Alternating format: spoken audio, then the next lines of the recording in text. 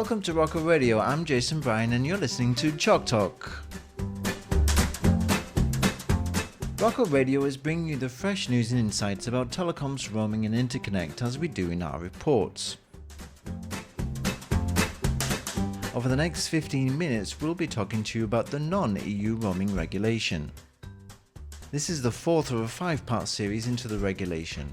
Its aim is to help you to understand what it's all about and what the implications are for mobile network operators and mobile subscribers too. In this fourth episode, we review the latest roaming regulations around the world, and we will uncover why Nelly Crow's and Viviane Reding's ideas about increasing cross-border trade and communications have inspired many regulators around the world, who have an aim to follow in the footsteps of the epic EU-style roaming regulations and roam like at home.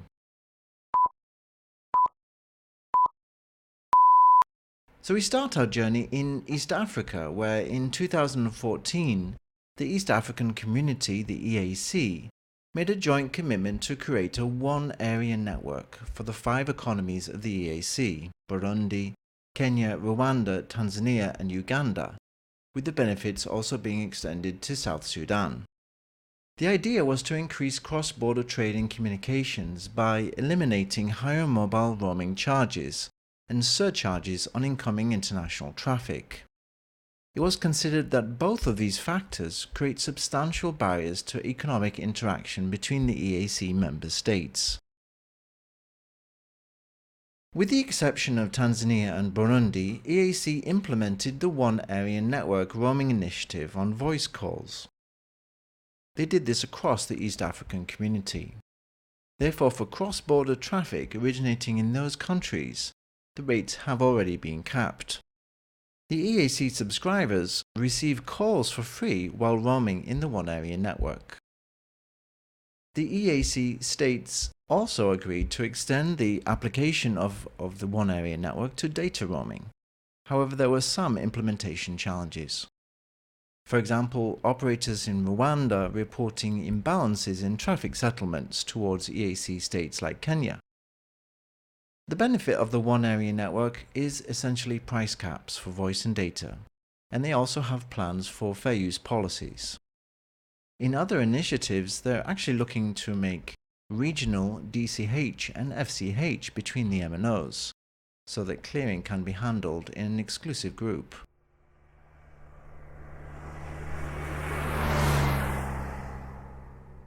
Over to South Africa now, and in 2015, the SADC developed a policy to deliver home and away roaming, an initiative aimed at harmonizing the regulation of roaming services within the region.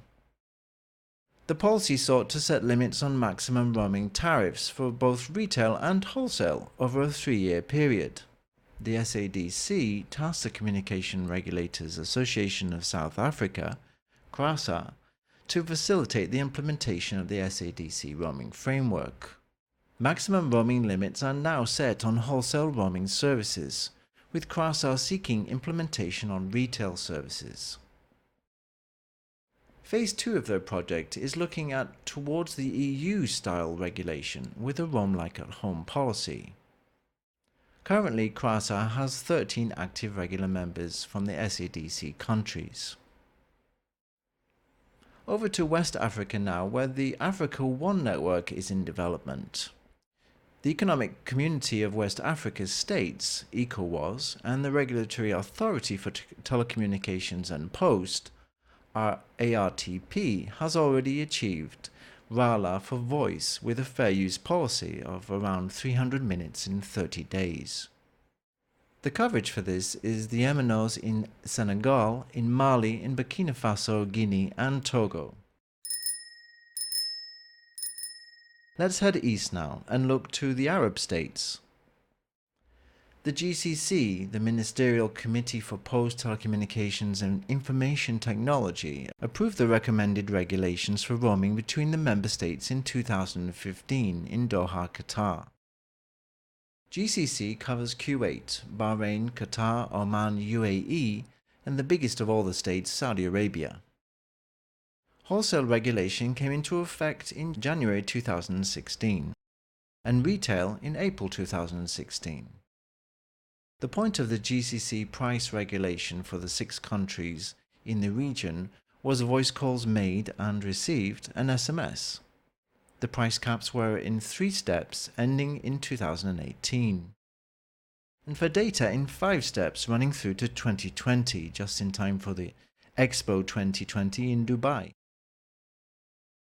Informally, some GCC member states are seeking evidence of competition to see if affordable and permanently lower prices are available in the region. Heading further east, now we reach the Asia-Pacific area.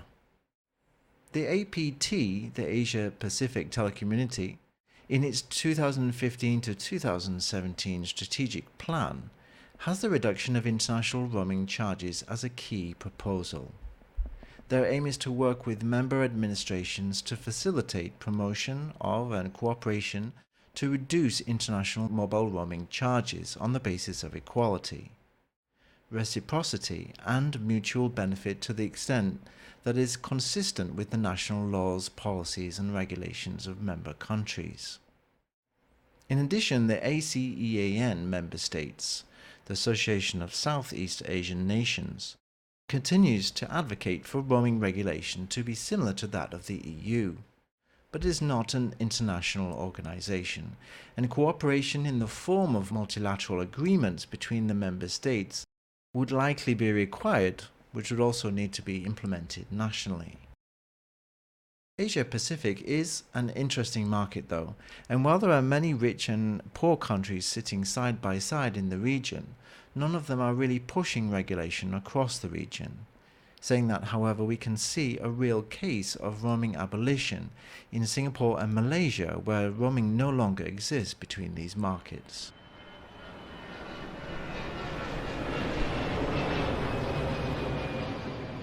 Finally, we have reached Australia, noted to be one of the most bill-shocked countries in the world. The Australian Communications and Media Authority, ACMA, amended the International Mobile Roaming Industry Standard, the IMR, after consultation in 2016. Several changes were proposed. MNOs to provide roaming pricing in a single text message on arrival. They need to permit customers to opt out of receiving usage alerts while roaming. And they need to postpone the requirement for MVNOs to provide roaming cost information until January 2019. Word on the street is that in the land of Oz, there is still a lot of focus on the national roaming issues to be going on with. So let's wait and see what happens there. Crossing the international date line, we now head to Latin America. CITEL is working to foster the implementation of the current ITU-T roaming proposals. Brazil were noted to have pushed and received sufficient support for an inter-American proposal to lower international mobile roaming rates.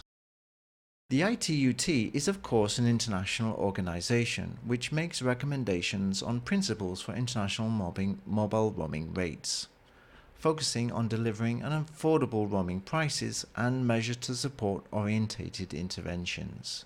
Strong support from Africa, Arab states, Asia Pacific, and LATAM.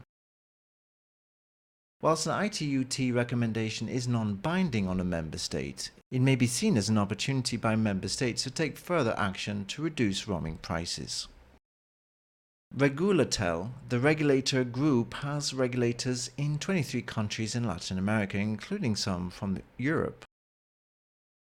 The Chilean regulator Subtel are chair of the Regulatel and have reactivated a debate on roaming pricing across the region, and in particular roaming at borders, which can be very bad news if people inadvertently pick up roaming services while in their home country.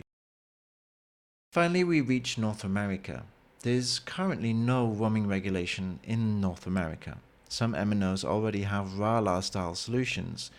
However, since some companies own networks across the whole region, and they don't really need roaming regulations. Competition is very fierce and regulators have not really felt the need to step in. There were plans coming in the Trans-Pacific Partnership when Obama was president to try and forge lower roaming pricing. But as Trump arrived, the US backed out of these trade discussions. The Trans-Pacific Partnership, or the Trans-Pacific Partnership Agreement, is a trade agreement between the 11 countries including Australia, Canada, Japan, Mexico, New Zealand, Peru, to name but a few.